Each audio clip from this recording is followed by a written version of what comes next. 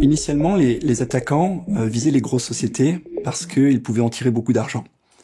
Au fur et à mesure que le temps passe, ces grosses sociétés deviennent de plus en plus sécurisées et il devient de plus en plus difficile de les attaquer.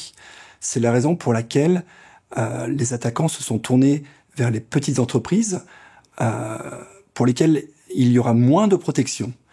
Ils vont gagner moins d'argent, mais comme ils vont viser un nombre d'entreprises plus important, au final, ils vont quand même être gagnants.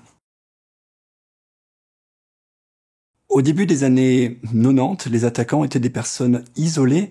On prend le stéréotype, un adolescent dans son garage, et c'était vrai, mais maintenant ce n'est plus le cas. Les attaquants se sont organisés, se sont fédérés de la même manière que des entreprises, car c'est devenu un vrai business. Lorsqu'on commence à apprendre la cybersécurité, un des premiers principes que l'on voit, c'est la sécurité en oignon. On superpose des couches de sécurité les unes par-dessus les autres, de manière à avoir quelque chose d'imperméable. Et avoir un antivirus, c'est bien, mais ce n'est pas suffisant parce que cela ne va pas vous protéger complètement face à une attaque.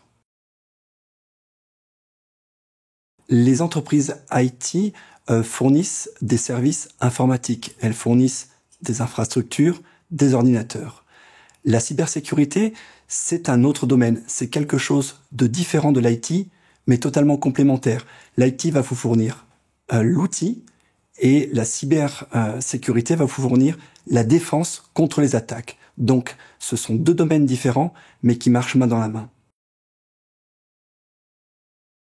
La cybersécurité était chère et compliquée, c'est vrai.